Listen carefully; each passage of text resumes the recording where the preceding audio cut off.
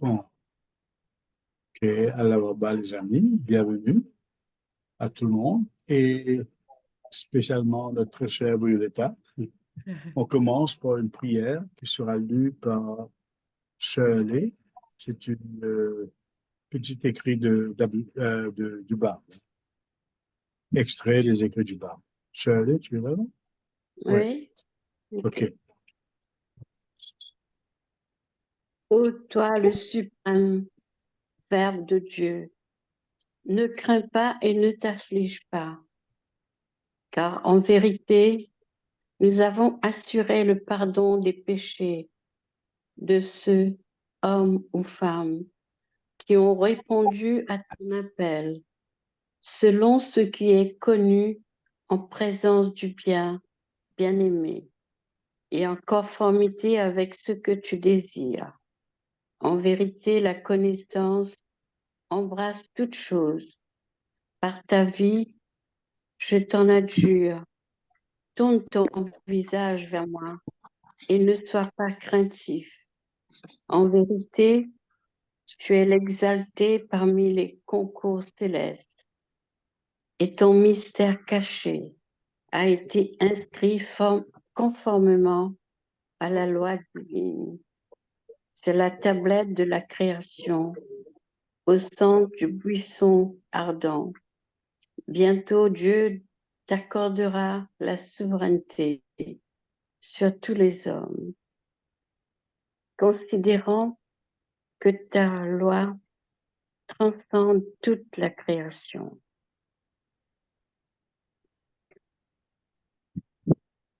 Merci à Shirley pour la lecture de cet écrit du Barbe et bienvenue à ceux qui nous ont rejoints entre-temps. Voilà, les amis, comme on le sait, Violetta est une artiste et graphiste vivant à Pointe-Noire, en République du Congo. Elle est cofondatrice avec Adib Masuman du Utterance Project. Violetta est l'auteur de 4 chronologies illustrées en ligne sur les vies de Baha'u'llah, du Bab, d'Abdul Baha et de Shoghi Effendi. Le thème de ce mercredi est le mariage du Bab et de Khadiji Bagami et la déclaration du Bab, première partie. Des moments d'intense émotion nous attendent par notre conteuse bien-aimée, Violetta. Je passe la parole, très chère Violetta, à toi. Merci beaucoup. Alors, je vais partager mon écran. Voilà. Ouh. Attendez, une seconde. Hmm. Hmm.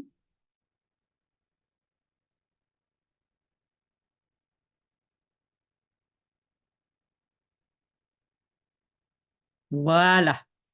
Donc, nous nous étions arrêtés ici la semaine dernière, juste après le rêve de Khadija Bagoum. Nous allons maintenant parler du mariage du Bab et Khadija Bagoum. Le 25 août 1843, le mariage du Bab et de Khadija Bagoum. Vous voyez ici l'acte de mariage du Bab et de Khadija Bagoum, l'original qui est dans les archives. Et ce genre d'acte de mariage au XIXe siècle ne disait pas seulement qu'ils se mariaient, ils parlaient de leur vertu, de la dot, de beaucoup de choses. Vous voyez qu'il y a beaucoup de choses écrites, même à l'intérieur des petites étoiles ici, même sur les marges. C'était des documents vraiment très complets. Le processus d'organisation du mariage entre le Bab et Khadija Bagoum a été rapide et fluide. Quelques jours après que Fatemeh Bagoum soit venue demander la main de Khadija Bagoum en mariage, les négociations ont eu lieu et l'échange de cadeaux a officialisé les fiançailles. Le mariage lui-même a eu lieu 2 mois après la visite de Fatemeh Bagoum à Khadija Bagoum, le 25 août 1842, dans la maison familiale de Khadija Bagoum et en présence de marchands, de notables, d'olémas de la province de Fars où se trouve Shiraz. Le mariage était présidé par Cheikh Abou Tourab, l'imam Djoumi, l'imam qui dirige les prières du vendredi, considéré comme distingué pour son intellect et sa vertu de Shiraz, et tous les invités se sont émerveillés devant la beauté des mariés. Comme c'était l'usage à l'époque, la réception elle-même a eu 2 célébrations, une pour les hommes et une pour les femmes. Les hommes se sont rassemblés dans la maison de l'oncle du Bab, Haji Mirza Seyed Ali, et les femmes se sont rassemblées dans la maison voisine du père de Khadija Bagoum. Khadija Bagoum était intensément consciente et reconnaissante des bénédictions de Dieu dans son mariage, disant à sa famille « Aucun mot ne pourra jamais exprimer mon merveilleux sentiment de bonheur » et sa gentillesse envers moi et son attention étaient indescriptibles. Lui et sa mère m'ont comblé de gentillesse et de considération. Malheureusement, pour les écrits du Bab qui sont dans cette chronologie, je ne vais pas pouvoir les réciter mot à mot parce que la traduction de ce site est faite par Google, qui ne traduit pas bien les paroles saintes. Mais je vais vous paraphraser ce que le Bab dit dans le Qayyumul Asma à propos de son mariage. Il dit sur le trône exalté, une femme noble et bien-aimée portant le même nom que la bien-aimée du premier ami, le prophète Mohammed, était mariée à ce grand souvenir, donc à lui. Il dit aussi qu'il s'est fiancé devant le trône avec de Dieu, avec sa bien-aimée. Donc, dans le Qayyumul Asma, la première révélation du Bab, il parle de sa femme à 2 reprises, sinon plus. Du 25 août au 22 mai 1844, le Bab et Khadija Bagoum, un merveilleux sentiment de bonne fortune. Ici, vous voyez des reliques précieuses, le brasier et le samovar du Bab, utilisés quotidiennement dans leur maison. L'union du Bab et de Khadija Bagoum était un mariage d'amour. Et ils étaient profondément heureux. Le Bab était prévenant et gentil envers sa femme, et elle se sentait aimée et elle était bien traitée par le Bab et par la mère du Bab, qui la comblait tous 2 de gentillesse. Le jeune et beau couple était tenu en haute estime, presque vénéré par leurs amis et voisins de tous les rangs sociaux. Le caractère du Bab était tellement sain que leurs amis proches et leurs parents, tantes et oncles, étaient convaincus de sa grandeur et lui témoignaient un grand respect. La maisonnée du Bab se composait du couple marié, de la mère du Bab, Fatimeh Bagoum, et de 2 serviteurs noirs, une femme nommée Feddé et un homme nommé Moubarak, que nous avons appris à connaître dans les 2 dernières sections. Quand elle se souvenait des jours heureux de son mariage, les quelques mois, l'année et demie, les 2 ans de son mariage, Khadija Bagoum disait « Aucun mot ne pourra jamais exprimer mon merveilleux sentiment de bonne fortune ». Elle était dans un état de béatitude après son mariage. Et elle dit « Je me suis retrouvée complètement détachée des choses matérielles et mon cœur n'était attiré que par lui. Je pouvais voir par son comportement, ses paroles, sa tranquillité et sa dignité qu'il était une personne de grande noblesse. Mais je n'avais jamais imaginé qu'il était le promis. »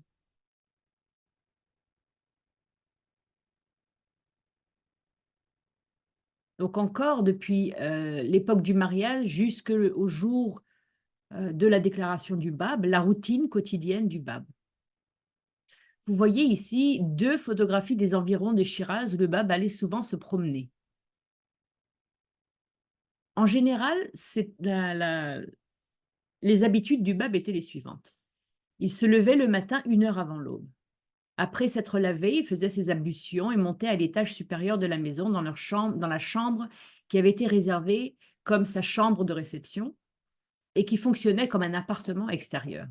Dans cette grande salle, il se tenait debout et récitait des tablettes de visitation, des prières, des supplications et des invocations des noms de Dieu.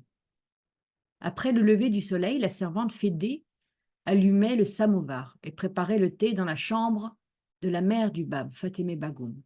Une fois sa prière terminée, le Bab descendait prendre son thé du matin avec sa femme et sa mère. Après le thé, le Bab se rendait à Shiraz, à la maison de commerce de son oncle dans le Saraï-i-Gourmouk, le Saraï des douanes. et certains après-midi, il faisait des longues promenades dans les champs en dehors de la ville.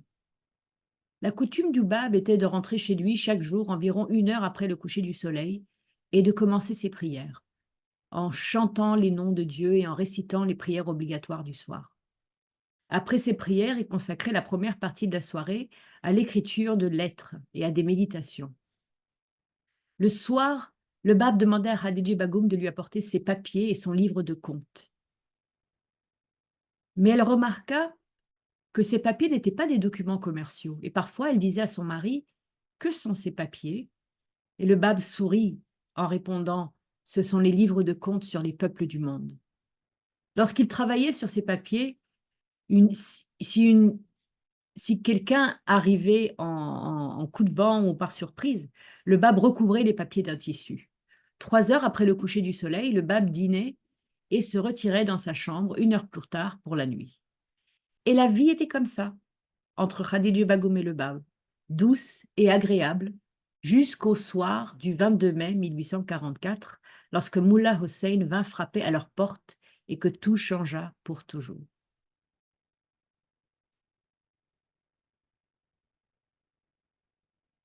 L'une des premières œuvres du Bab s'appelle Fis Suluk 1, la journée vertueuse, le voyage vertueux.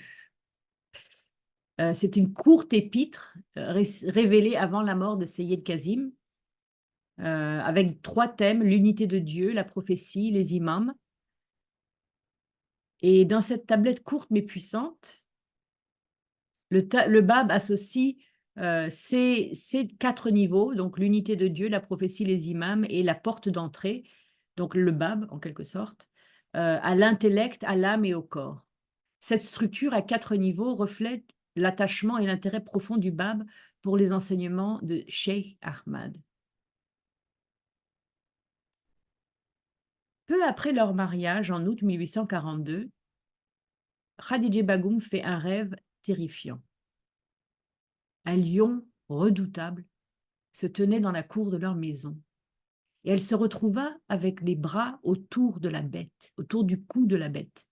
Le lion la traîna 2 fois autour de tout le périmètre de la cour, et elle se réveilla tremblant de peur.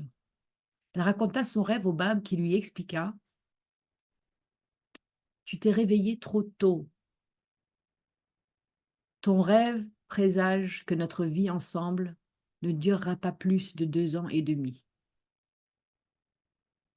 Bien que cette nouvelle assez dévastatrice ait grandement affligé Khadija Bagoum, l'affection et les paroles aimables du Bab l'ont réconforté. Le Bab avait déjà commencé à préparer son épouse bien-aimée à accepter et à affronter les épreuves et les souffrances qui allaient bientôt la frapper. 1843, Ahmad, le seul fils du Bab.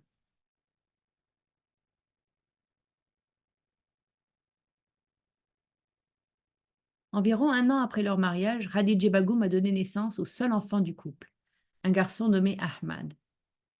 Alors qu'elle était en train de donner naissance, il arriva un moment où Khadija Bagoum était sur le point de mourir. Et Fatemeh Bagoum courut vers le Bab pour l'en informer.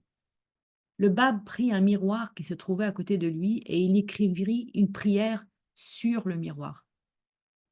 Il donna le miroir à sa mère et lui demanda de le tenir devant le visage de Khadija Bagoum.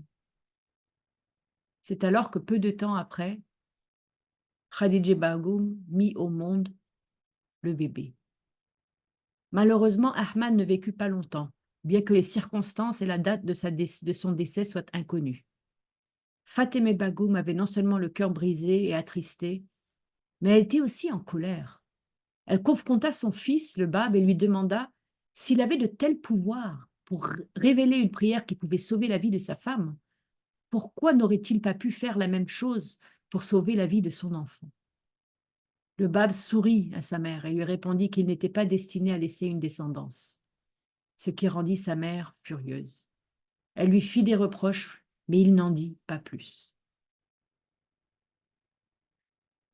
Le lieu de repos d'Ahmad. Voici l'arbre qui marque le lieu de repos d'Ahmad, le fils du Bab, dans le cimetière de Bab-i-Dukhtaran. 112 ans après sa mort, le 1er jour de Rizvan 1955, l'Assemblée spirituelle locale de Shiraz a réinhumé les restes d'Ahmad dans le cimetière Baha'i.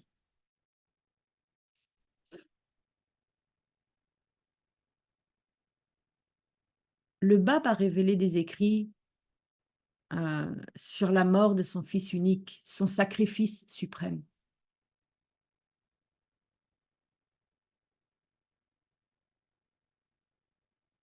Et bien que la mort d'Ahmad fut une cause de grand chagrin pour la famille du Bab, dans ses écrits, le Bab explique que le sacrifice de cet Ahmad ne suffira jamais tant que sa poitrine, je pense la poitrine du Bab, sera transformée en cible d'innombrables flèches. Dans un autre chapitre du Qayyumul Asma, le Bab parle directement à sa femme Khadija Bagoum en lui disant qu'elle devrait apprécier la grâce qui lui a été donnée car elle vient directement de Dieu et qu'elle ne sera pas une femme comme les autres. Et que son fils est avec Fatémé la sublime dans le paradis sanctifié.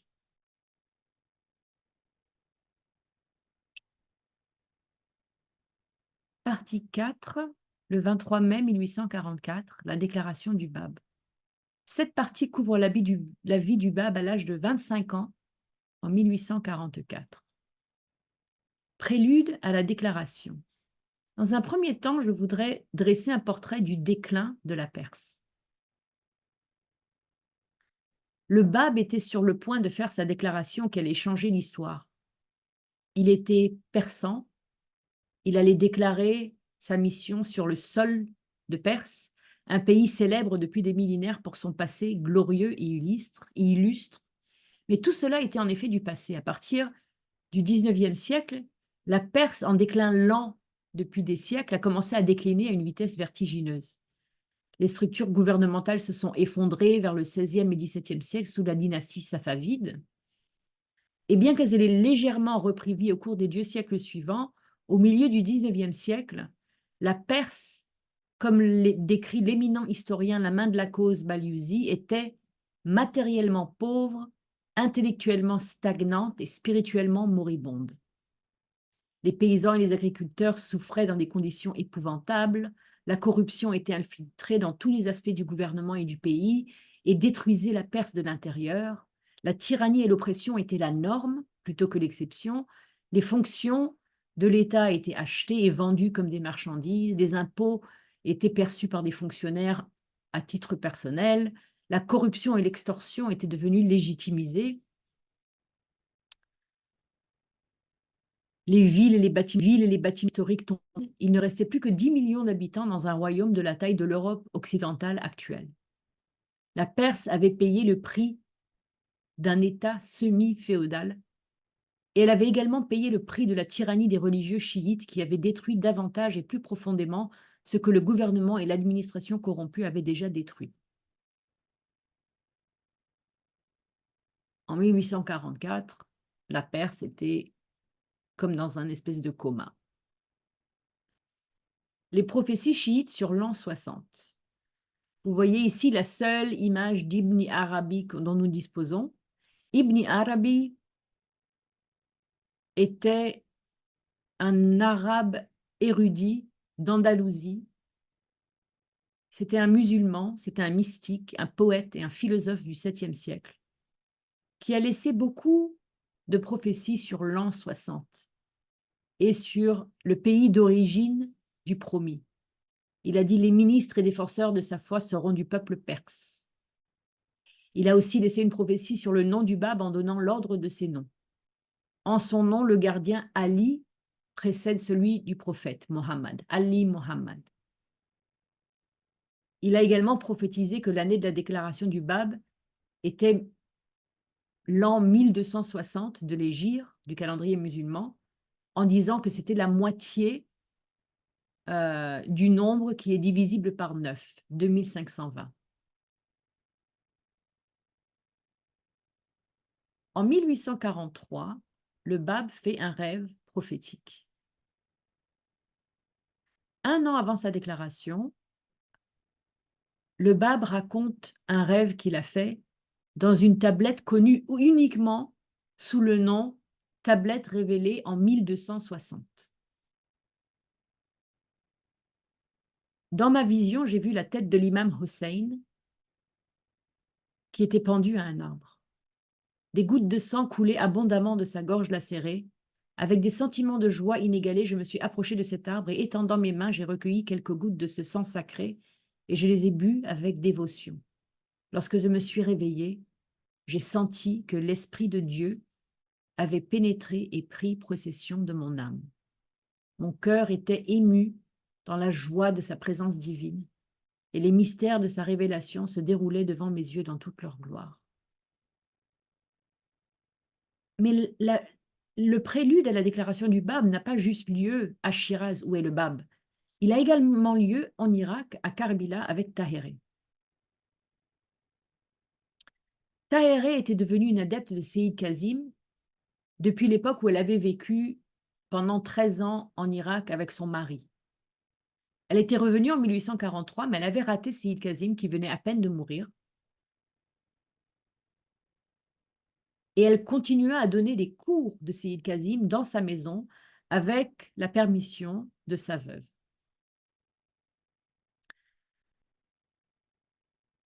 Tahéré passait son temps à prier, à jeûner et à méditer jusqu'à ce qu'une nuit, elle rêve d'un jeune séyid, un descendant direct du prophète Mohammed, vêtu d'un manteau noir et d'un turban vert qui flottait dans les airs et récitait des versets, priant avec ses mains levées vers le ciel.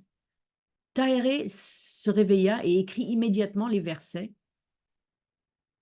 Jusqu'à présent, des questions ont été posées au Centre mondial, au département de recherche, et personne n'a pu isoler les versets dont Tahéré parlait. Mais quand elle apprit que son beau-frère était sur le point de quitter Karbila à la recherche du promis en Perse, elle lui a donné un message. Elle lui a dit, la première partie du message était « L'éclat de ton visage a brillé et les rayons de ton visage se sont levés dans les hauteurs ». Et après cela, elle avait demandé à son beau-frère de réciter les paroles suivantes au promis. « Ne suis-je pas votre Seigneur? Tu l'es, répondrons-nous tous. » Mollah Hossein aussi était dans un état d'intense préparation. Il est revenu de ses missions en Perse quelques jours après Tahéré et après la mort de Seyyid Kazim. Et quand il a entendu à l'unanimité que Seyyid Kazim avait dit à tous ses étudiants de se disperser et de chercher le promis, Mollah Hossein n'a pas réussi à convaincre tout le monde. Mais lui, il a quitté Karbila accompagné de son frère et de son neveu, tous deux âgés d'à peine 20 ans. Et le 22 février 1844, Mollah Hossein, son frère et son neveu se rendirent dans une ancienne mosquée en ruine qui s'appelait la Masjid Koufi, la mosquée de Koufi, pendant 40 jours de prière et de méditation. Quand il mit fin à sa retraite en avril 1844, il se dirigea vers le golfe Persique et à destination de Bouchir et attiré comme un aimant par le nord en allant vers Shiraz. À Shiraz, justement, en mai 1844, le Bab prépare Khadijeh Bagoum.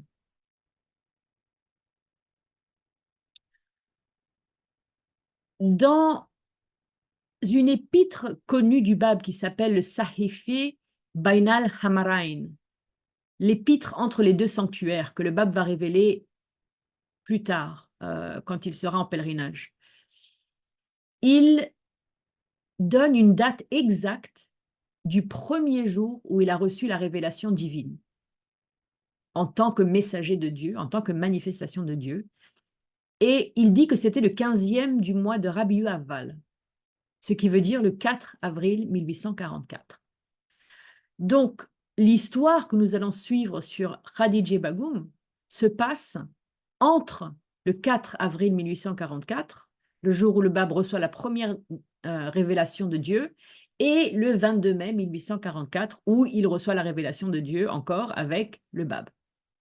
Donc c'est soit le 4 avril, le même jour, soit un autre jour.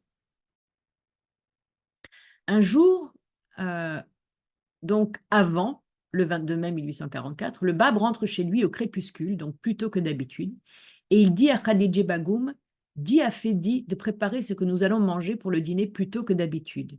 Ce soir, j'ai une tâche particulière à accomplir. Donc ils ont mangé et 1h30 plus tard, la famille a dîné dans la chambre de Fatemeh Bagoum. Ensuite, Fedi apporta au Bab de l'eau pour qu'il se lave les mains et elle a étendu leur literie. Elle est retournée dans sa propre chambre. Le Bab s'est retiré pour la nuit. Mais plus tard dans la soirée, Khadija Bagoum se réveilla vers minuit et toute la maison était calme, mais le Bab était parti. Au début, Khadija Bagoum ne s'inquiétait pas, mais comme le Bab n'était pas revenu après plus d'1 heure, elle partit à sa recherche. Elle alla regarder dans les toilettes, elle vérifia la chambre de Fatemeh Bagoum, puis, pensant pour une raison quelconque qu'il avait quitté la maison, elle a vérifié la porte qui donnait sur la rue, mais elle était cadenassée. Donc, le Bab était toujours dans la maison, mais introuvable. Khadija Bagoum se dirigea vers le côté ouest de la maison et regardant le toit, elle vit que la chambre supérieure du côté est de la maison était baignée de lumière, ce qui l'avait pris par surprise. On aurait dit que la chambre était illuminée par 1000 lampes. Khadija Bagoum n'avait jamais vu le Bab se rendre dans cette partie de la maison à cette heure de la nuit, à moins qu'il ne recevait des invités, et il ne recevait des invités que en l'ayant prévenu au préalable.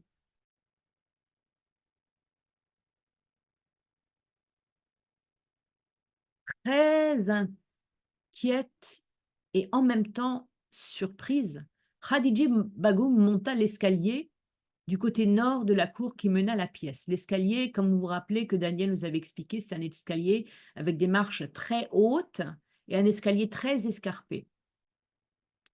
Quand elle entra dans la pièce, elle trouva cette pièce tellement brillamment illuminée qu'elle était éblouie. Mais en même temps, elle voyait bien qu'il n'y avait qu'une seule lampe. Puis elle vit son mari, debout dans la chambre, face à la Mecque, les mains levées vers le ciel, entonnant une prière de la voix la plus mélodieuse, des larmes coulant sur son visage. Khadija Bagoum vit le Bab debout avec un air de majesté et de splendeur indescriptible. Le visage du Bab était illuminé, des rayons de lumière en rayonnaient. Alors que Khadija Bagoum se tenait debout, elle voyait cet être transfiguré, céleste. Elle était saisie de peur et commença à trembler de manière incontrôlable. Elle se rendit compte que sa volonté l'avait abandonnée et qu'elle ne pouvait plus faire un pas. Elle ne pouvait pas rentrer dans la pièce où était le Bab. Elle ne pouvait pas redescendre les escaliers. Elle avait l'impression qu'elle était sur le point de perdre connaissance et le Bab fit un geste de la main et lui dit « Retourne ». Ce simple mouvement des mains du Bab libéra Khadija Bagoum de l'état dans lequel elle se trouvait et elle redescendit dans la maison, retourna dans sa chambre et se coucha. Mais elle était tellement affectée parce qu'elle venait de voir qu'elle en était profondément perturbée et elle passa une nuit blanche à visualiser sans cesse la scène encore et encore dans son esprit. Elle ne cessait de se demander ce qui aurait pu se produire pour faire couler de telles larmes le long du visage de son mari et pour qu'il puisse réciter des prières et des supplications tellement déchirantes. Cette nuit-là, la vie de Khadija Bagoum avait déjà changé pour toujours. Le lendemain matin, Khadija Bagoum était remplie d'anxiété lorsque l'aube se leva enfin et qu'elle a entendu l'appel à la prière du muezzin retentir de la mosquée adjacente à leur maison. Fedi apporta le samovar et les accessoires pour le thé dans la chambre de Fatemeh Bagoum et comme d'habitude, le Bab et Khadija Bagoum se rendirent dans la chambre de sa mère pour le thé du matin. Khadija Bagoum suivit le Bab à l'intérieur. Fatemeh Bagoum n'était pas dans la pièce à ce moment-là. Et le Bab et Khadija Bagoum étaient seuls. Dès que ses yeux se posèrent sur son mari, elle vit la même attitude et la même majesté qu'elle avait vue la nuit précédente. Elle pâlit et elle trembla involontairement. Le Bab buvait tranquillement son thé et leva son visage vers sa femme avec beaucoup de gentillesse et d'affection, la pria de s'asseoir, puis lui donna le reste du thé dans sa propre tasse qu'elle but. Sa gentillesse envers elle redonna courage à Khadija Bagoum. Lorsque le Bab lui demanda ce qui la troublait, Khadija répondit courageusement que c'était le changement en lui qui pesait sur son esprit. « Tu n'es plus la même personne que j'ai connue dans notre enfance. Nous avons grandi ensemble, nous nous sommes mariés, et depuis 2 ans, nous vivons dans cette maison. Mais maintenant, je vois une personne différente devant moi. Tu as été transformée. » Khadija Bagoum ajouta que cela la rendait inquiète et mal à l'aise. Le Bab sourit et dit que bien que lui, personnellement, n'ait pas souhaité qu'elle le voie dans l'état dans lequel il se trouvait la nuit des précédentes, Dieu lui-même en avait décrété autrement, révélant à Khadija Bagoum toute la vérité sur son rang avant que le Bab fasse sa déclaration à Mollah Hossein. Il dit à sa femme: « C'était la volonté de Dieu que tu m'aies vue de la manière dont tu l'as fait la nuit dernière, afin qu'aucune ombre de doute ne traverse jamais ton esprit et que tu saches avec une certitude absolue que je suis cette manifestation de Dieu dont l'avènement est attendu depuis 1000 ans. Cette lumière rayonne de mon cœur et de mon être. »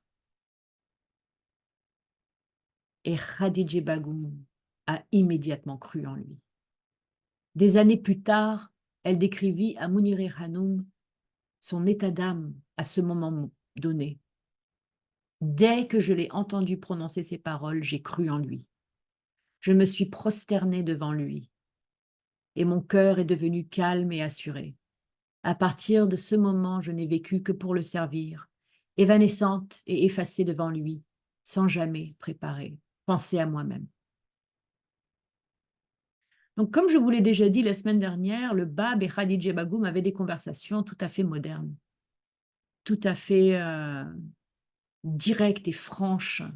Et on a énormément de chance d'avoir les souvenirs de Khadija Bagoum sur leurs échanges. À partir de ce moment, le Bab va commencer à préparer Khadija Bagoum aux adversités à venir. Khadija Bagoum est vraiment la seule, avec Tahereh, parmi toutes les femmes de sa génération, dans leur intuition et leur acceptation spontanée du Bab.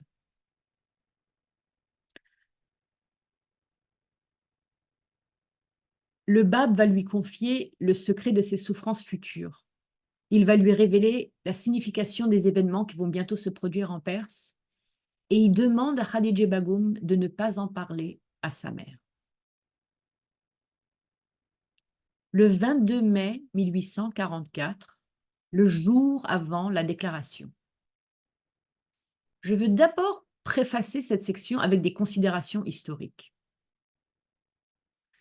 La main de la cause Hassan Balyuzi, à la page 8 de son livre « Les éminents Bahaïs de l'époque de Baha'u'llah », raconte une histoire du Bab à Karbila, dont nous avons brièvement parlé la semaine dernière, où le Bab entend à Mollah Hossein réciter les lignes d'un poème de Sheikh Ahmad à la demande de Seyyid Kazim, un événement qui toucha le Bab tellement profondément que toute l'assemblée en fut affectée de voir les larmes couler le long de son visage.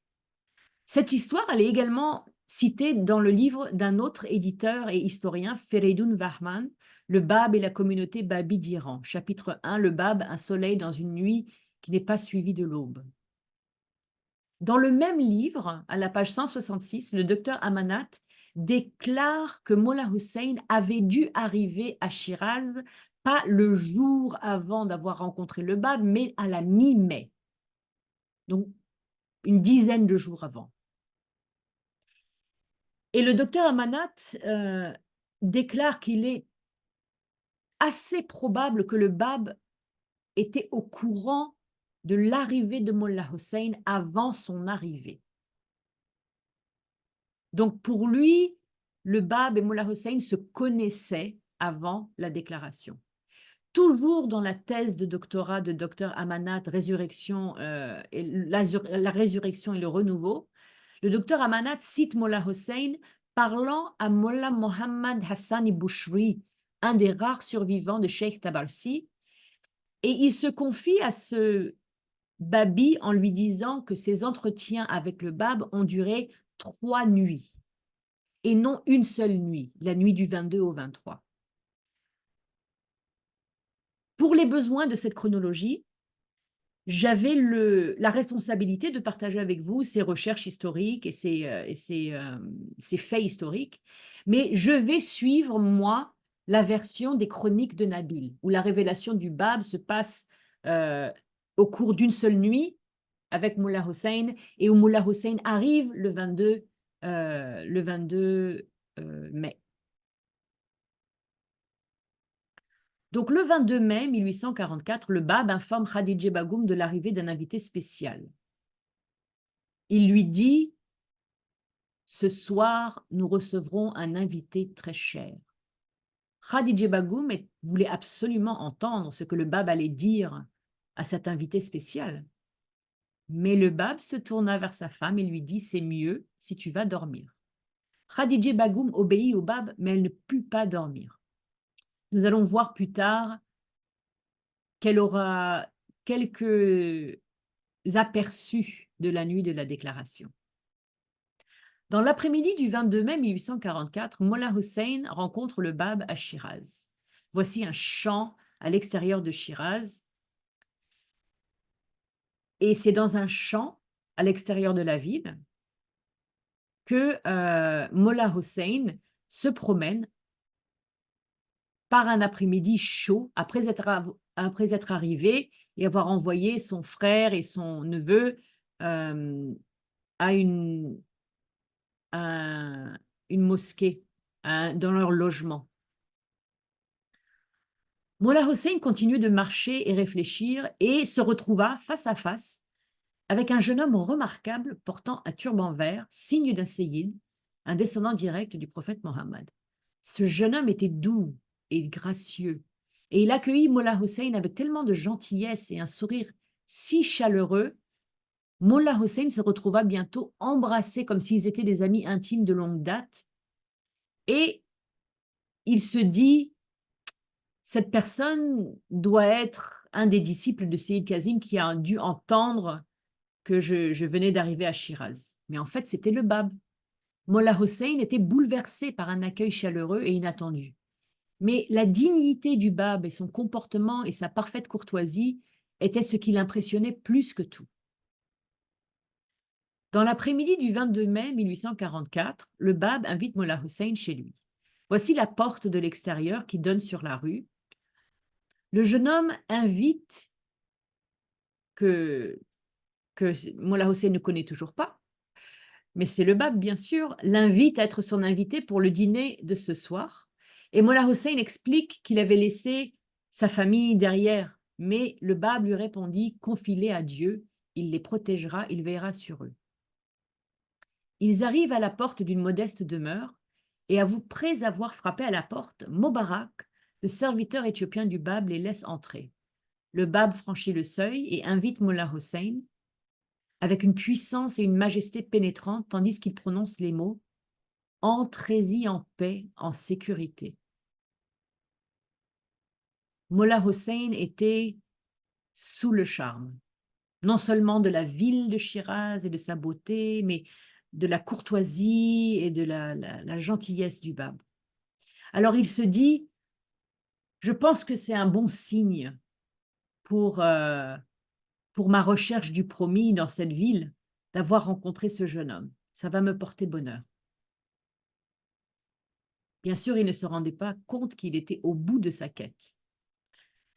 De l'après-midi au coucher du soleil du 22 mai 1844, dans la maison du Bab. Donc voici une terrasse, et de cette terrasse, on voit la chambre haute de la maison, la chambre de la déclaration avec ses très beaux vitraux, bleus, verts et rouges. Mullah Hussein suivit son hôte jusqu'à la chambre située dans la partie supérieure de la maison, en se demandant « Est-ce que je suis en train de me rapprocher de l'objet de ma quête ?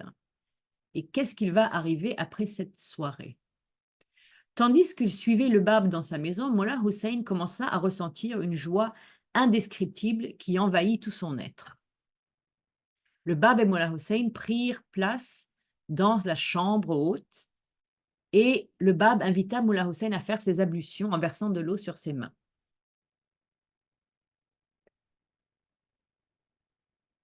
Ensuite, il prépara et offrit à Mullah Hussein une tasse de thé.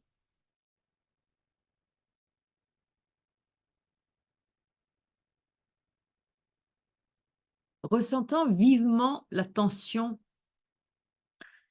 et le stress de sa recherche du promis, Mullah Hussein murmure une prière à Dieu dans son souffle. J'ai lutté de toute mon âme, ô mon Dieu, et jusqu'à présent, je n'ai pas réussi à trouver le messager que tu as promis. J'atteste que ta parole ne faillit pas et que ta promesse est certaine. Le 23 mai 1844, la nuit de la déclaration. 1 heure après le coucher du bab, le 22 mai 1844, la conversation entre le bab et Mullah Hussein. 1 heure après le coucher du soleil, le bab commençant à parler avec Mullah Hussein. Qui, après Seyyid Kazim, considérez-vous comme son successeur et votre chef? À l'heure de sa mort, notre défunt maître nous a exhortés avec insistance à abandonner nos foyers et à nous disperser aux 4 coins du monde à la recherche du promis. C'est pourquoi je me suis rendu en Perse. Je me suis levé pour accomplir sa volonté et je suis toujours engagé dans ma quête. Votre maître vous a-t-il donné des indications détaillées sur les traits distinctifs du promis? Oui. Il est d'une lignée pure, illustre et de la descendance de Fatémé. Quant à son âge, il a plus de 20 ans et moins de 30 ans. Il est doté d'une connaissance innée. Il est de taille moyenne, s'abstient de fumer et est exempt de déficience physique. Le bab s'arrêta un moment puis déclara d'une voix vibrante « Voici tous ces signes se manifestent en moi. » Puis il montra à Mullah Hussein comment chacune des caractéristiques qu'il venait de citer s'appliquait à lui.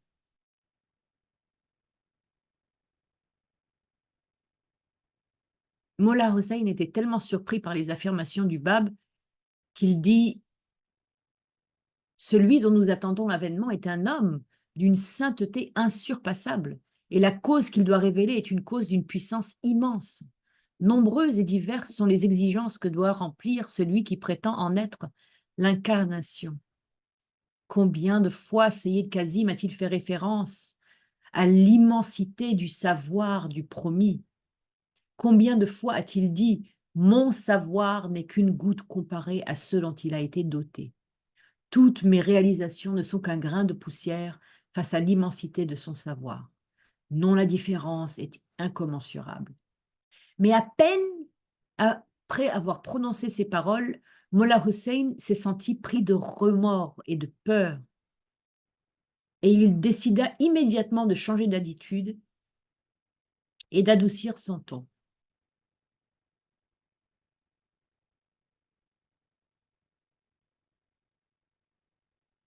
Toujours après cette conversation, donc 1 heure après le coucher du soleil, quand Mullah Hussein était parti et s'était lancé dans cette quête, il avait décidé qu'il y avait 2 critères qui l'aideraient à trouver le promis. Le premier critère, c'était que le promis arriverait à analyser les allusions mystérieuses dans un traité extrêmement obscur sur les enseignements cachés de Cheikh Ahmad et de Seyyid Kazim. Et le deuxième critère, c'était que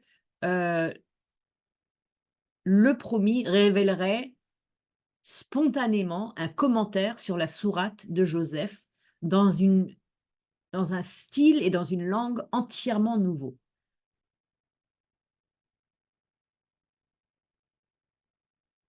Mollah Hossein était en train de penser à une conversation qu'il avait eue avec Seyyed Kazim sur ces deux critères.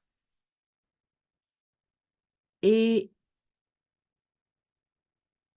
c'est à ce moment que Mollah Hossein décida de présenter le traité obscur de Cheikh Ahmad et Seyyed Kazim au Bab. Il lui dit: voulez-vous lire ce livre et regarder ces pages avec indulgence? Je vous prie de ne pas prêter attention à mes faiblesses et à mes manquements. Une façon très persane de s'exprimer, très poliment.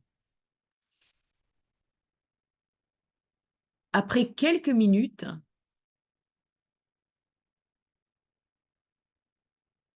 le Bab avait ouvert le livre, jeté un coup d'œil, refermé le livre, et c'est tout ce qu'il avait fait.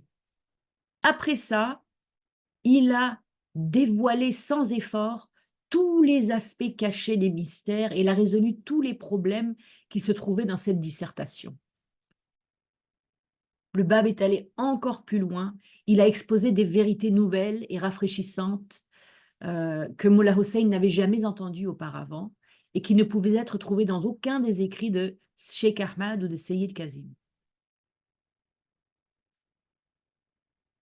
Puis le Bab a devancé le deuxième test de Mollah Hossein avec ces mots historiques.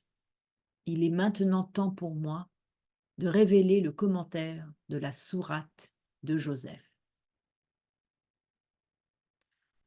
Il était maintenant 2h11 après le coucher du soleil, le 23 mai 1844.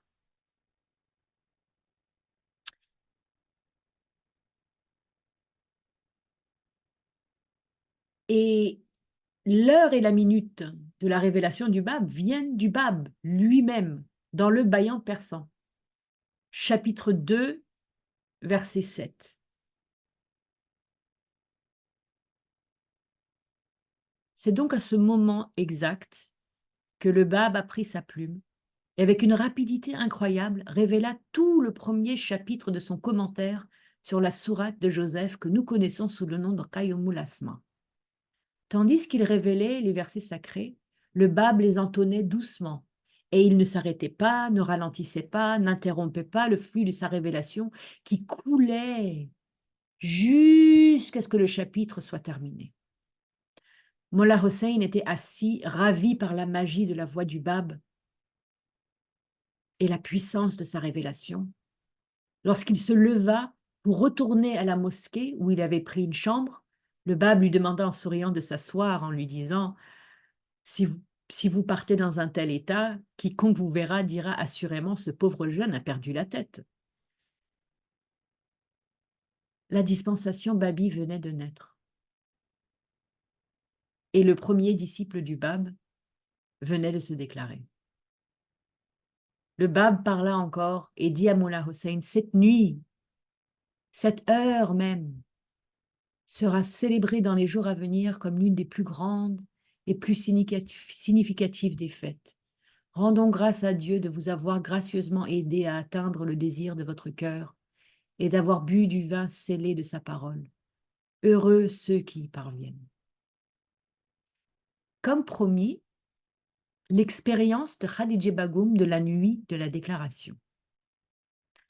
Khadija Bagoum avait obéi au Bab. Elle s'était couchée plus tôt dans la soirée, mais elle n'était pas arrivée à dormir.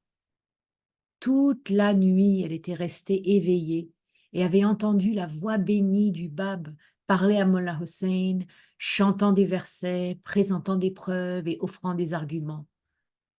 Chaque jour, à partir de ce jour et pour les 40 jours à venir, le Bab recevrait un nouvel invité, quelqu'un qui était jusqu'alors inconnu, et chaque jour il lui parlerait comme il avait parlé à Mollah Hossein.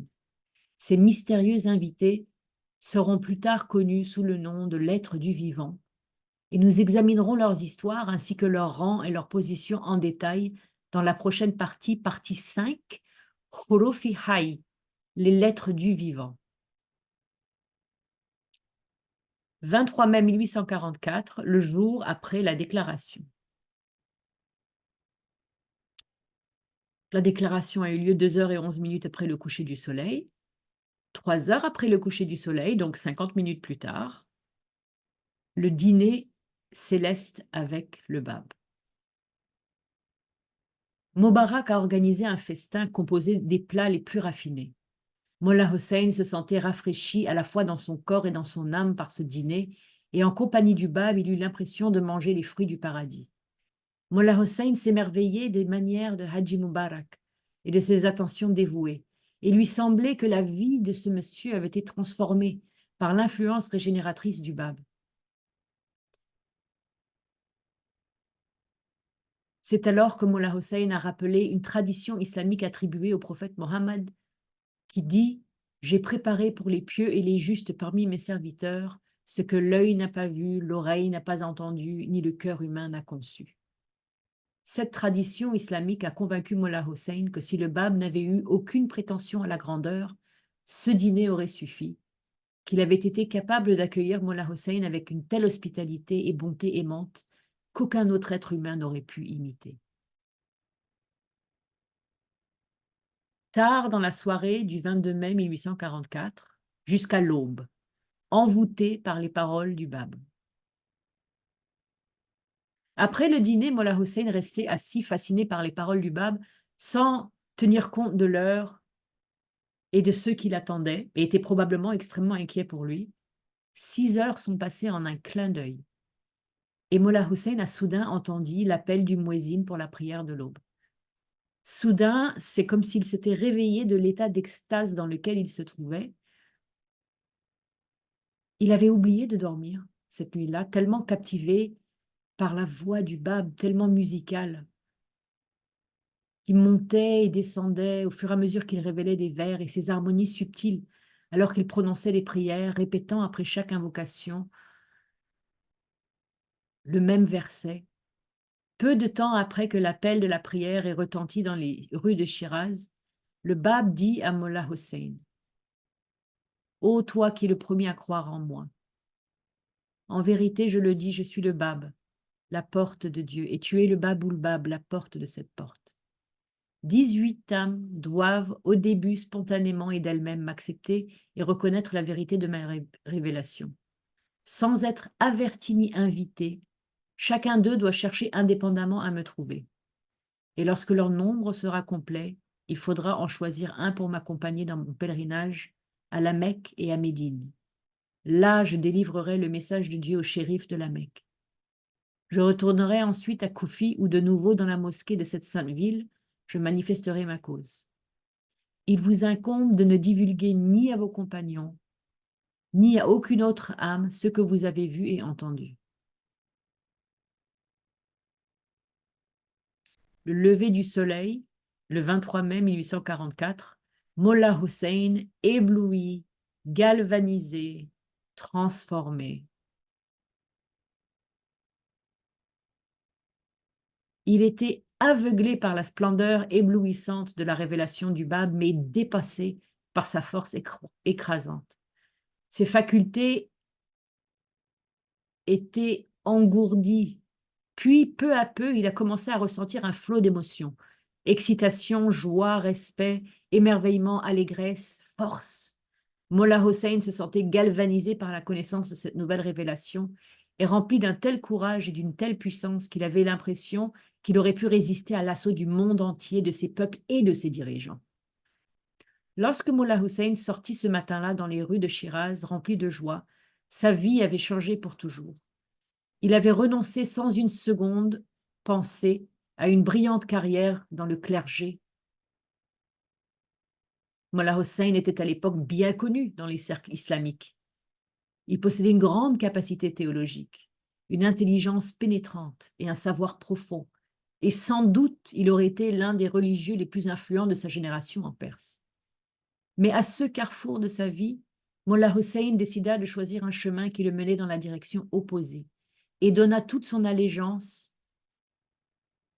à ce jeune seyyed inconnu de Shiraz qu'il venait de rencontrer juste quelques heures auparavant.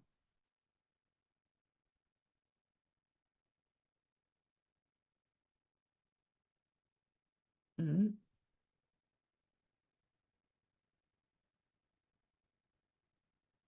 Peu après le lever du soleil, le 23 mai 1844, Mollah Hussein retourne auprès de ses compagnons.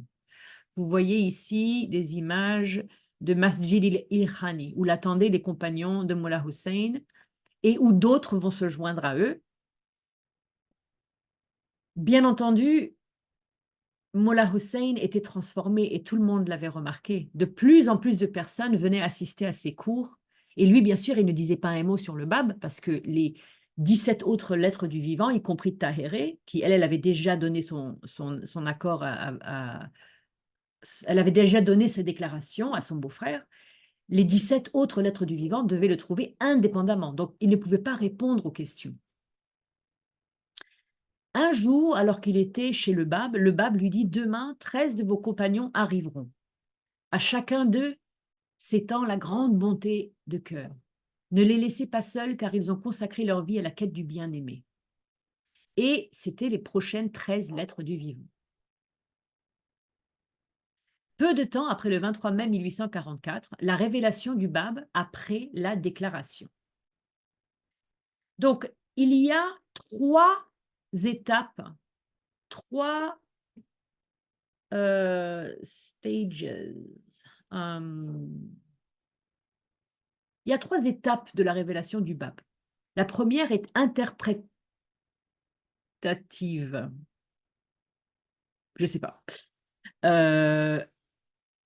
La deuxième est philosophique et la troisième est législative. Donc la troisième, c'est Chirik et Makou et le Bayan. La deuxième, la partie philosophique, c'est entre Shiraz et Chirik, ou Makou, entre Shiraz et Makou. C'est l'époque de Esfahan, un petit peu. Et la première qui interprète le Coran, la première étape de la révélation du Bab, c'est des commentaires interprétatifs d'interprétation de versets, de sourates et de lettres du Coran. Et c'est très important de comprendre que cette première phase, pendant laquelle le Bab demande aux lettres du vivant de ne pas divulguer son identité, elle fait une cassure douce avec l'islam.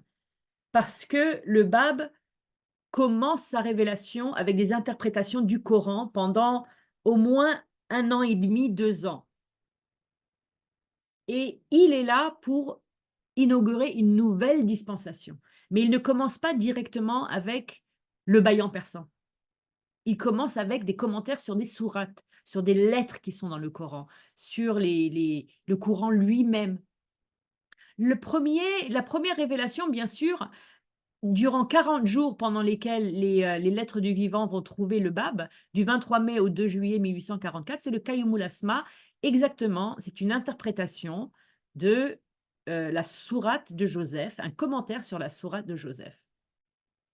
Et ce n'est pas par hasard si le Bab a choisi la sourate de Joseph dans le Coran pour exprimer sa mission.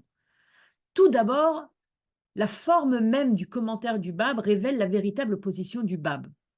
En assimilant le nom Joseph au mot Qayyum, Qayyumul Asma, Qayyum, l'autosubsistant, dans la même valeur numérique des lettres, le Bab s'annonce lui-même dans chaque chapitre comme le Qayyim, le promis de l'islam. Chacun des 111 chapitres contient exactement 42 versets et le nombre 42 est égal à la valeur numérique des lettres du mot Bala, oui, qui est le message de Tahéré au Bab. Ne suis-je pas votre Seigneur? Oui.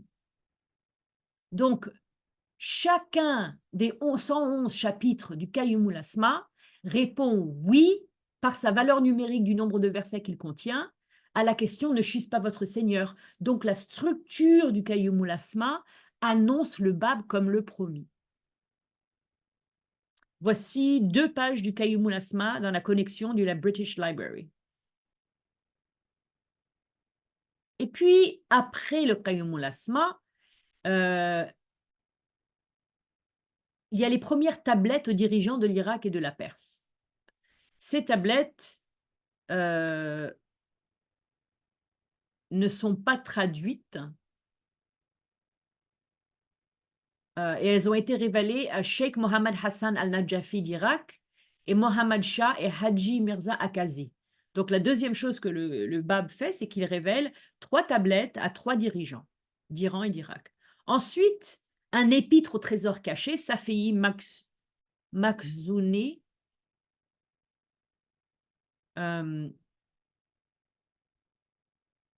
je t'adjure par ta puissance, cette prière, elle vient de cet épître.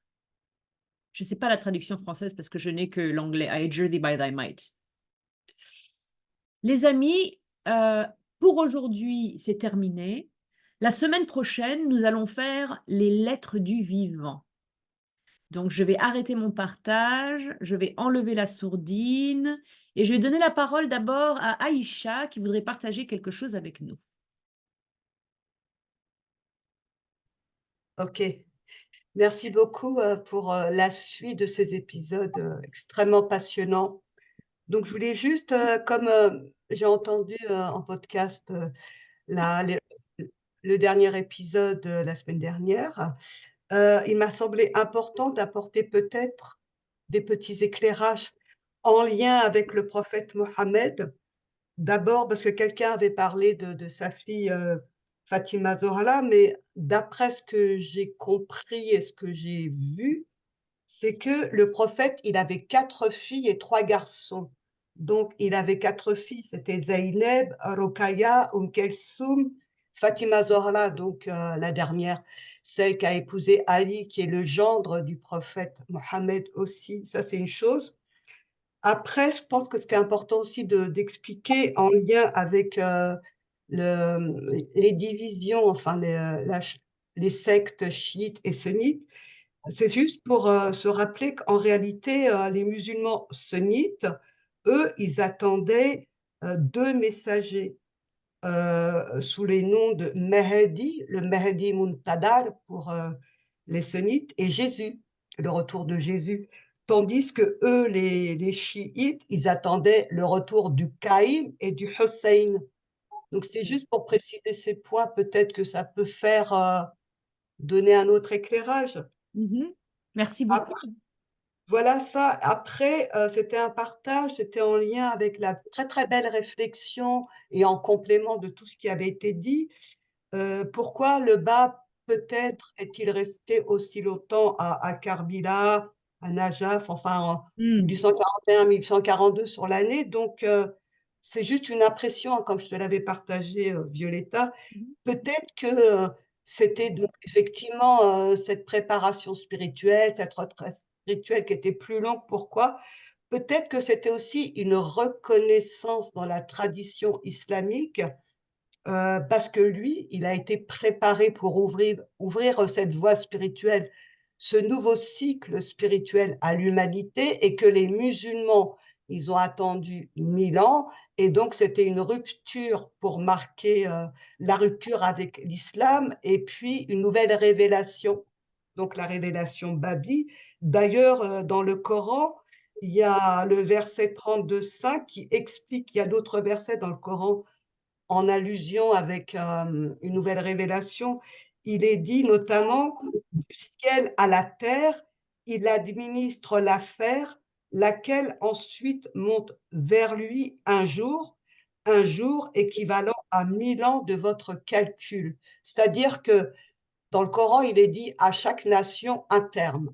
Et le terme en question, c'est un jour qui équivaut à 1000 ans. C'était donc juste pour préciser ce petit point d'éclaircissement. Ensuite, ce que je voulais aussi rapporter, c'était en lien, à un moment donné, on se posait la question en lien avec les chiites, pourquoi ils allaient en pèlerinage à Karbila. Ben, c'est pour une raison simple, c'est que Fatima Zohra, donc déjà son mari Ali, il a été assassiné. Ensuite, ses garçons Hassan et Hussein, donc les garçons eux-mêmes ont été assassinés, et donc les chiites, ils vont une fois par an à Karbila pendant 40 jours pour fêter, c'est une fête religieuse, une célébration, donc en arabe c'est 40 arba'in, je crois on dit, mais pardonnez-moi mon accent arabe, il est un peu... Mais bon, c'est 40, en fait, en réalité, c'est pour marquer les 40 jours de célébration des 2 martyrs de Karbila, en fait. Et enfin, je voulais juste rajouter aussi, parce que c'est quelque chose de très pointu et de particulier, c'est que Abdul Baha, il nous explique dans les tablettes additionnelles, il nous explique pourquoi les chiites croyaient aux 4 âmes immaculées et aux 4 portes. C'est parce que les 4 âmes, il nous explique Abdul Baha, les 4 âmes immaculées sont Mohammed, Fatima, sa fille, et les 12 imams. Et ensuite, il y a les 4 portes aussi, qui correspondent, je ne sais plus à quoi, mais en fait, il y a un lien avec tout ça. Ça, c'est, voilà. Et Mais tu enfin, sais, les quatre choses dont tu viens de parler, là, c'est très important parce que dans ce que je viens de lire, le chiffre 4 était important. C'est-à-dire que je crois que le chiffre 4, je crois qu'il a une signification dans le mysticisme chiite. c'est J'ai les 4 l'impression que c'est un portes. chiffre important. Et c'est en lien avec 4 portes, en fait. Et en Voilà. même temps, il y a Nader Saïdi, donc spécialiste du BAB, qui a expliqué dans une... S'il te plaît, Aïcha, est-ce que tu as dit quelque chose à propos de chaque nation ou À chaque... tu peux répéter ça et s'il te plaît, si tu peux nous donner le verset du Coran. je ne l'ai pas en tête, mais je peux vous le Tu peux prendre. me le donner, comme ça je peux l'envoyer parce qu'il y a des amis qui aimeraient savoir. Absolument. Ok, Donc, c'est à chaque nation un terme. Il y d'accord. a plusieurs Ok. versets du Coran qui précisent la validité, la durée d'un message spirituel, donc en lien avec 1000. Mais je te l'enverrai, il n'y a pas de souci. Et je voulais juste préciser un dernier point pour pas trop voilà, prendre la parole. C'était Nader Saïdi, donc spécialiste du BAB, qui a expliqué le concept de l'occultation qui est en lien avec le 12e imam. Oui, Donc, c'est-à-dire que l'imam Ja'far, le 6e imam, en fait, il a révélé une prière en arabe pour demander c'est quoi ce 12e imam, le oui, concept de l'occultation. Et donc, le Bab, il a fait un commentaire par rapport à ça, mais pour faire bref, en gros, c'était une métaphore. C'était juste pour expliquer que c'était une absence de spiritualité et que bah, c'est toutes les vaines imaginations, illusions liées au 12e imam qui a divisé les chiites. Tu vois, parce que même Abdul Baha, chez Lady Bloomfield, là, dans Chosen Highway, il expliquait un petit peu ses superstitions, parce qu'à un moment donné, il parlait de cités imaginaires. Je ne sais pas si ça vous parle ou pas, ça. Enfin oui, bon, un petit peu. tu vois, il avait expliqué ça à Abu Sinan. C'est tout Oui, oui, oui, Bahanoun oui, oui. avait rapporté, tu vois. Il avait parlé de l'imam Mehdi qui passerait 6 mois dans un endroit, puis dans un autre. Enfin, à Jaboulka et Jalboulza, enfin des cités mystiques. Oui. En gros, c'est juste pour expliquer que tout ça, c'était simplement des vaines imagination. Voilà ce que je voulais dire, en gros, hein. Merci. Pour rebondir sur tout ce que j'ai entendu et puis pour compléter, mais voilà, c'est juste des points. Super, merci beaucoup.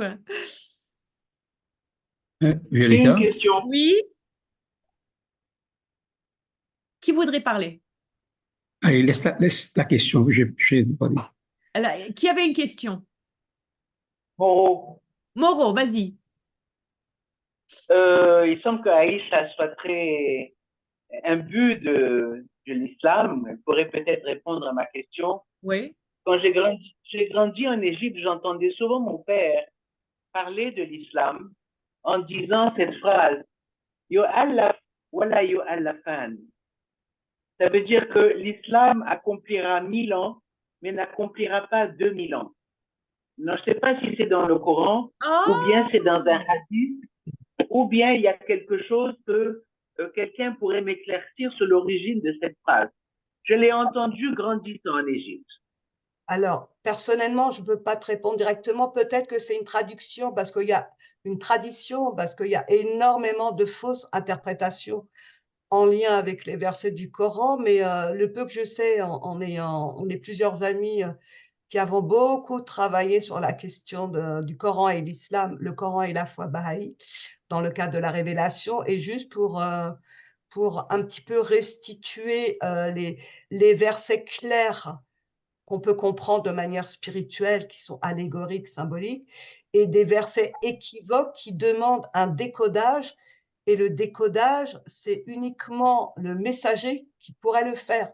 C'est pour ça que nous, c'est beaucoup grâce au Bab et à Baha'u'llah qui ont pu nous éclairer sur le sens symbolique des versets équivoques.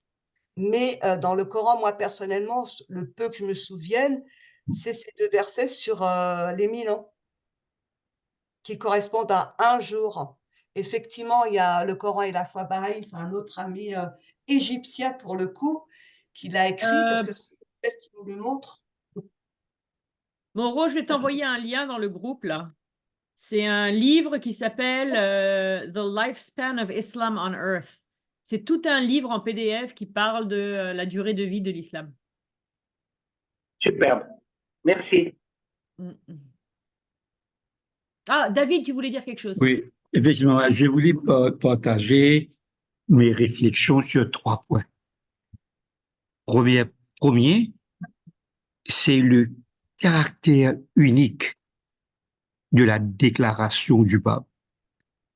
Parce que si on regarde dans les annales de la religion, jamais, même Baha'u'llah, on n'a pas eu ce qu'on peut dire une déclaration exacte des mots prononcés par la manifestation de Dieu. L'heure exacte. C'est la première fois. C'est ça, je crois, une des caractères uniques de cette déclaration du Bab. On a exactement les mots. On a un témoin oculaire, c'est-à-dire Moula Hussein, qui raconte exactement ce qui s'est passé. Et l'heure exacte a été dite par le Bab. Et même quand Baha'u'llah a fait sa déclaration dans le jardin du Ridvan, on ne connaît pas les mots exacts ou bien l'heure que ça a été prononcé. Je crois que c'est une des caractères uniques de la déclaration du pape. Ça, c'est une. Deuxième, maintenant, c'est que quand on regarde la préparation, encore une fois, on revient sur ce mot purification. Pour que Moula Hussein puisse avoir cette rencontre avec le Bab, il a dû se purifier en se rendant dans une mosquée, jeûner et prier pendant 40 jours.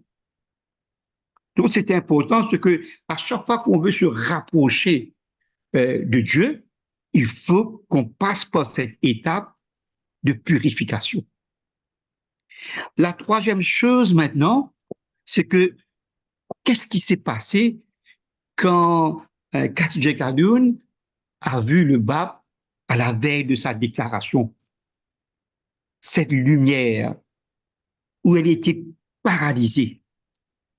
Et vous savez ce que Baha'u'llah nous dit, c'est que si jamais on voyait toute sa lumière, la création entière sera, tous les hommes mourront. Pour vous dire que la puissance, l'aura qui se dégage de la manifestation de Dieu, si elle nous est dévoilée, tout le monde mourrait. Parce que notre corps physique ne peut pas tenir la puissance, la lumière qui dégage de l'âme d'une manifestation de Dieu. C'est pourquoi la femme du Bab était immobile, il ne pouvait pas bouger. Le corps humain ne peut pas résister à cette lumière. Et c'est pourquoi il fallait que le Bab, avec un mouvement de sa main, puisse dire de partir. Alors, c'est vous montrer comment l'aura, la lumière qui se dégage de la manifestation de Dieu. Une petite lumière de sa part peut transformer une âme. Voilà, merci.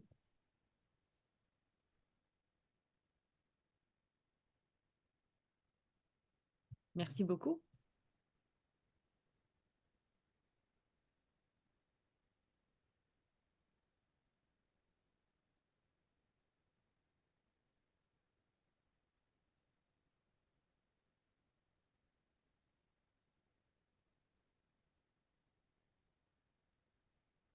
Alors, si je peux me permettre, je voyais ce message, mais je l'ai montré ici.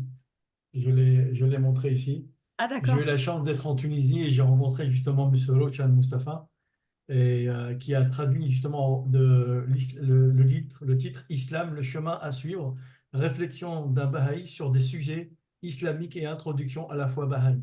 Ah, intéressant. Donc, j'ai eu la chance justement, il y a une partie qui est bien sûr en français, pour ceux qui lisent en français, et aussi en arabe. Ah, wow. Donc, j'ai eu la chance vraiment de les connaître et c'est des traducteurs. Donc, il est égyptien. Son épouse, elle est extraordinaire. J'étais le petit garçon assis toujours à côté du bureau où il travaillait. Il se réveillait tout le temps à 5h30, 6h30 du matin.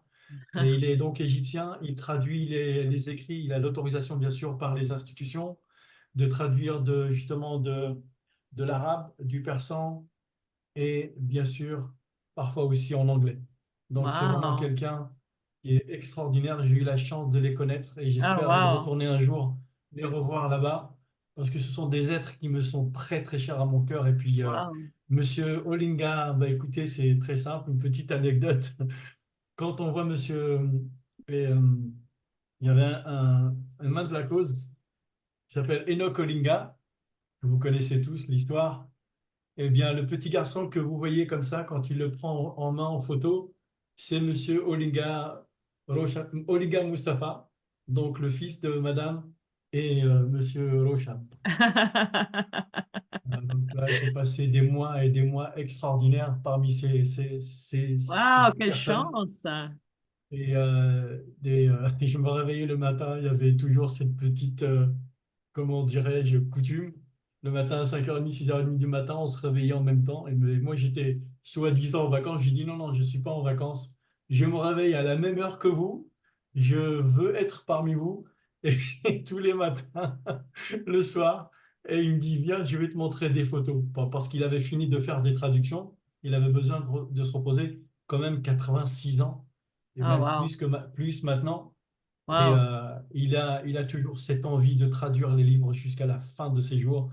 Et il y a une chose extraordinaire, c'est que je vous raconte ça parce que c'est des détails d'hommes et de femmes qui sont unis jusqu'à la fin de leur vie. Il y a le bureau, il y a je m'excuse, mais j'ai cette mémoire. Il y a le bureau, ils sont tous les deux. Il y a un qui a son écran devant lui et elle, son épouse, dans le même bureau, son écran qui fait face à elle. Et ils sont tous en train de communiquer. Et puis à un moment donné, je les regarde et je leur dis, mais que vous envoyez des informations comme ça? Dis oui, parce que tu sais, comme tous les deux, on veut être concentré, on veut pas entendre de bruit ni rien. Par contre, s'il me demande quelque chose, il m'envoie un clic, je vois un émoticône. S'il veut me parler, il me parle. Et puis, quand il travaille des heures, mais des heures, et Wow. des heures, et des Wow. heures, et des heures. Et il me demande, il me dit une chose, il me dit, si tu as envie de me poser des questions, Youssef, surtout, je suis avec toi. Alors, quand ils avaient fini des heures et des heures de traduction, je ne pouvais pas les rappeler, je ne pouvais pas leur parler par respect vis-à-vis d'eux, parce qu'ils sont un peu âgés. Et le lendemain, il me regarde, il me dit, est-ce que tu as des questions à poser? Le lendemain matin. Je vous laisse avec cette petite Merci beaucoup, anecdote. Youssef. Merci. Alors, il y avait Visha et puis je crois Leibi. Leibi, tu voulais parler? Non, non, c'est Bispa D'accord, ok. et Aïcha. Oui, Ok. Donc, Vishpa et Aïcha. oui. Oui, je m'excuse, j'ai raté un petit coup. J'ai envoyé un petit cœur d'appréciation pour ces belles partages et ça nous inspire très, très, très profondément. Alors, plus on connaît l'histoire, on rapprochait de ces manifestations et aussi on se sentait prêt et on vivait comme si à cette époque, Violetta, tu nous as transportés et aussi emmenés dans ce lieu c'est la première fois, certaines photos que j'ai vues. Mais très, très bien, merci et bien Ah, pour Aïssa aussi qui partage très, très bien. Hein. merci beaucoup. Merci encore une fois. Ah, c'est gentil, merci beaucoup. Je suis très... Je suis très touchée. Aïcha? Oui, je voulais juste te demander, Violetta, s'il te plaît, concernant Taheri, il m'a semblé lire, après peut-être que je me trompe, dans la chronique de Nabil, que en ayant vu le Bab en rêve, que c'était le commentaire de la sourate de Joseph qu'elle avait vu. Oui, oui, c'est ça. Mais la fin de l'histoire, c'est après. Ah, Je crois que ok. c'est la semaine prochaine qu'on fait la fin de l'histoire. Parce qu'en fait, Ah, elle ne va pas savoir que le verset qu'elle a entendu dans son rêve et qu'elle a écrit est de la sourate de Joseph avant que Moula Ali Bastami amène la sourate de oui, Joseph en Irak, ce qui se passe dans un mois. Donc, j'ai pas pu finir l'histoire. Mais tu as raison. pardon. Ça, ok, merci. Avec plaisir. Il y a Vishpa qui veut parler. Oui, Vishpa, est-ce que tu veux dire quelque chose encore? Je crois qu'il a oublié d'enlever la main. Ah, d'accord. Donc, Et ok. très bien. Je vais enlever la main. C'est bon. Pas de problème. La semaine prochaine, c'est les lettres du vivant. Vivant. On va voir un peu leur station mystique Mm. Ah, ça va être passionnant. et qu'est-ce qu'elles représentent. Et en fait, que les lettres forment un livre, les lettres forment un mot. Et en fait, bon, c'est bien plein de choses. Donc, on va voir ça ensemble. Oui, j'aimerais redire, parce que j'ai eu la chance de visiter la maison du Bab à Shiraz pendant 5 jours, Wow. matin et soir. Mais la première visite, c'était... Enfin, j'ai eu toute une aventure pour arriver déjà à Shiraz, avec plein de péripéties et de surprises et de chocs. Mm. Mais la récompense était au bout du chemin. Et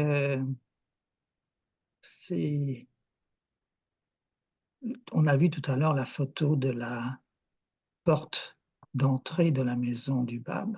Mhm. Quand j'y étais, cette porte était fermée.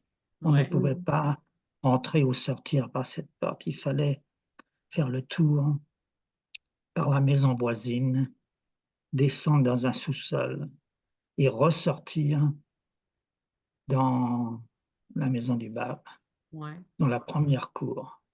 Et ensuite, il y avait la deuxième cour où il y a le Cette puits. porte-là, non? Oui, Mm. c'est ça. Ah. Et la deuxième cour où il y a le puits et aussi l'oranger. Hmm. Mais le moment le plus qui m'a marqué, c'est au moment de monter justement dans la chambre là, en haut de la maison. Là, ce qu'on appelle la chambre de la déclaration. Donc du rez-de-chaussée, il faut monter un escalier très étroit. Deux personnes ne peuvent pas se croiser tellement c'est étroit. Mm.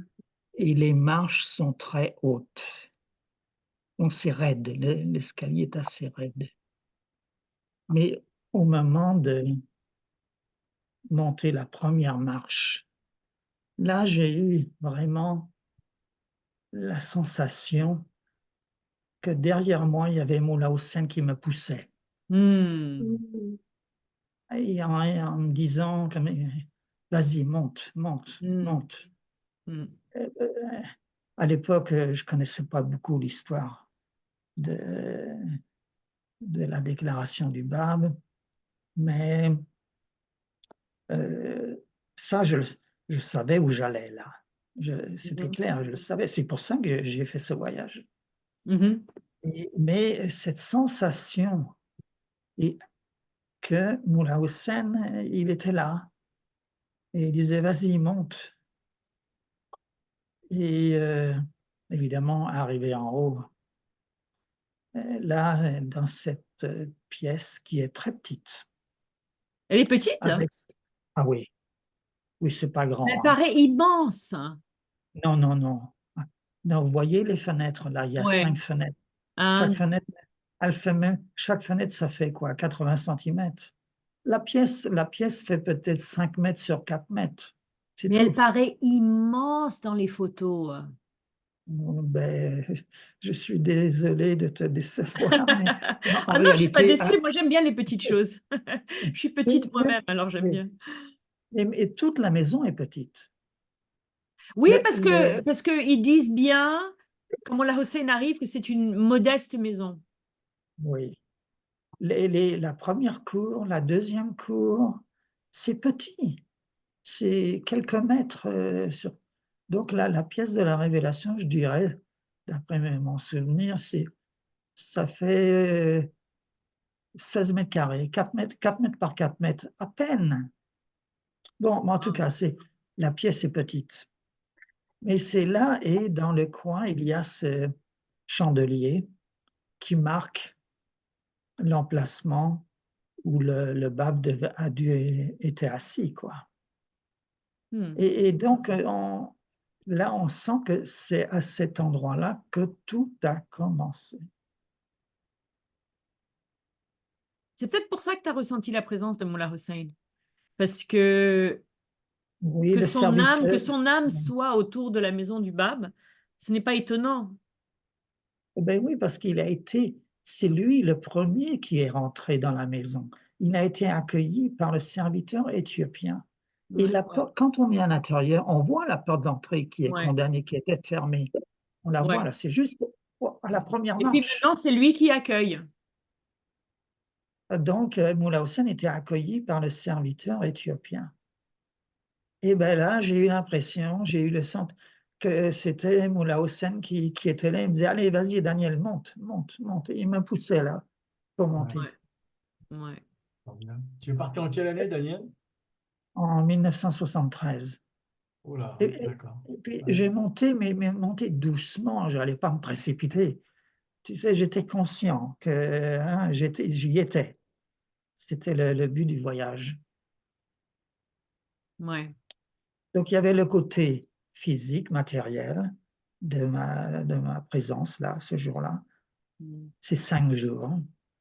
Et puis le côté historique de l'événement, et puis la sensation de, je dirais spirituelle, mais j'hésite de dire ça, spirituel, parce que bon, on n'est que des êtres matériels, hein, on n'est pas grand-chose, quoi, devant l'immensité de l'événement.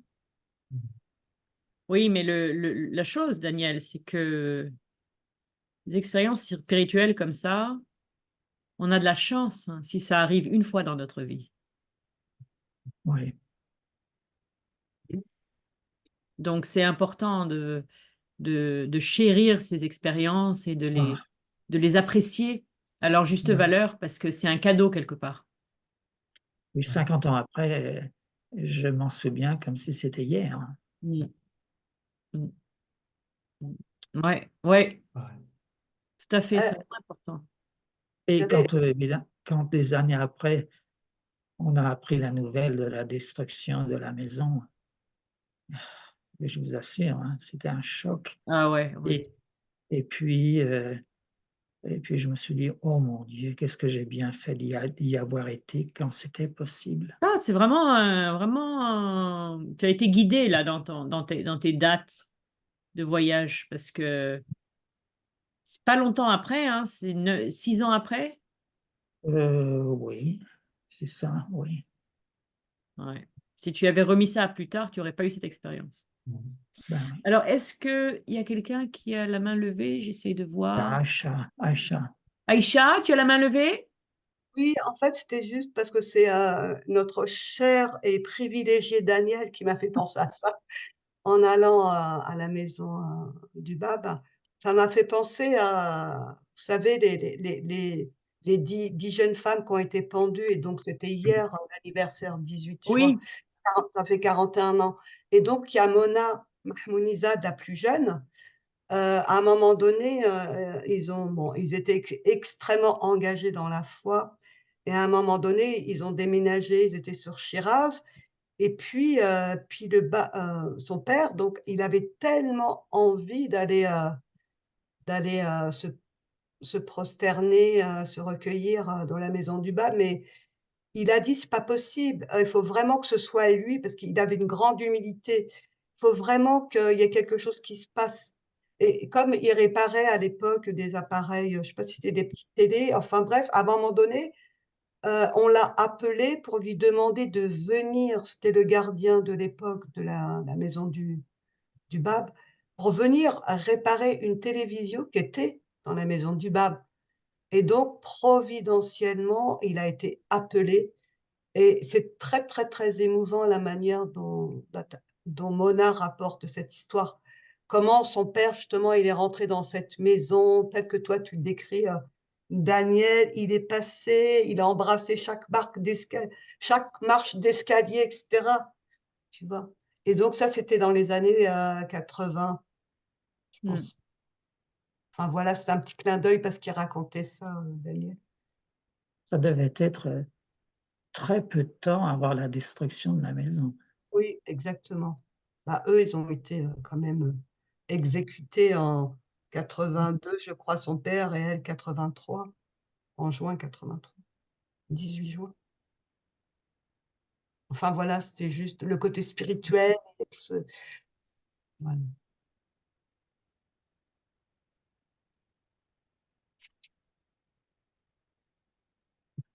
Elle est vivante, l'histoire Baha'i. Oh oui. Oh oui. On est tous là à cause de ça. Ouais. Parce que ça nous touche et ça nous fait, ça nous donne des frissons et ça rend notre vie meilleure. Daniel, tu devrais raconter ça dans ton livre de ton histoire. Oh, je ne vais jamais écrire ça, moi. Et je En vois que dans souvenir. l'assistance aujourd'hui, il y a Farid de Oui. Bordeaux qui est là. Coucou Mais Farid. je me demande si, est-ce que tu aurais été toi-même à la maison du BAM? Ah, ben voilà. Oui, j'avais 8 ou 9 ans. Et Wow. tout ce que tu as raconté, j'en ai des frissons parce que j'ai ressenti des choses comme ça. Wow. Ah, 9 ans. C'est alors que je n'avais aucune, comment dire, tendance à faire mes prières, à être une petite fille modèle, rien de tout ça. Mais cette maison, elle m'a marquée incroyablement. Elle était belle. Et ces escaliers dont tu parles, je m'en souviens, mais il y en avait deux, des deux Oui, côtés, c'est voilà, ça, des deux côtés de la chambre. de la chambre. Oui, ça, je m'en souviens aussi. On Wow. montait d'un côté et on redescendait de l'autre. Absolument. Ah, c'est horrible qu'elle était. Et j'ai caché cette sensation pendant des années parce que je me demandais ce qui m'était arrivé, alors que je dis, j'étais pas du tout branchée, disons, comme on dit, sur ces choses. J'étais même, bon, voilà, un petit peu rebelle, disons. Il fallait que tout passe par la tête depuis toute petite. Et donc, j'avais laissé ça dans un coin de ma tête, cette histoire. Et le jour où ça m'a pris, eh ben, tout est revenu. C'était extraordinaire. Et c'est vrai que j'ai commencé à être amoureuse du Bab avant quoi que ce soit. Et c'est petit à petit. Et mon fils, chaque fois qu'on fait la déclaration du Bab la soirée, il pleure à chaudes larmes. Je dis, Oh, enfin voilà, ça lui fait, ouais.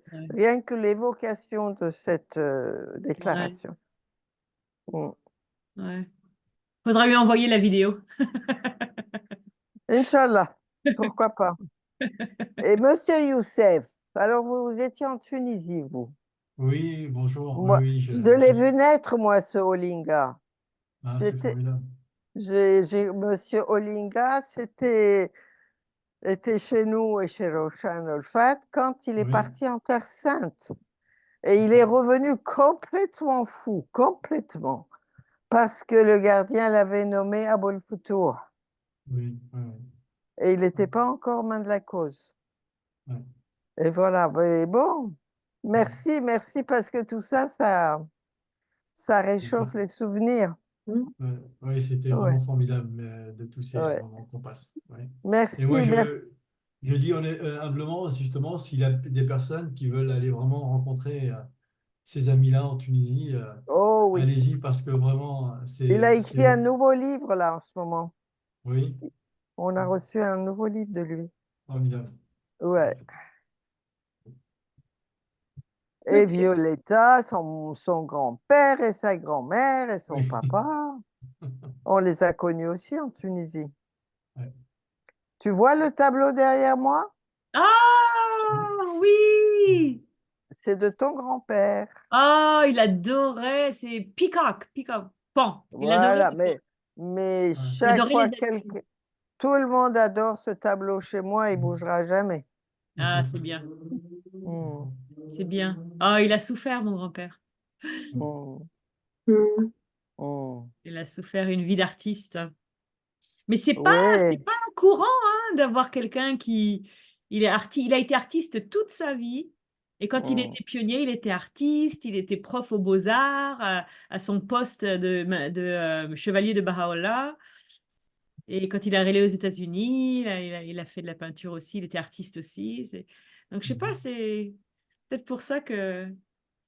Quand ils sont arrivés en Tunisie, chaque fois qu'ils changeaient d'appartement, ils faisaient des tableaux sur les murs en direct. Oh, Et, wow! et ils repartaient, bah, c'est resté comme cadeau pour les suivants. Wow! J'étais impressionnée par ce travail qu'il faisait Oh, extraordinaire. wow! Je savais Ces pas, murs étaient jamais peints en su ça. direct. J'ai jamais su Ouais, ça. ouais.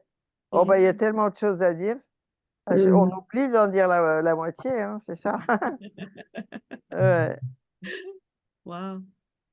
Passionnant, vraiment passionnant. Hmm. Ouais.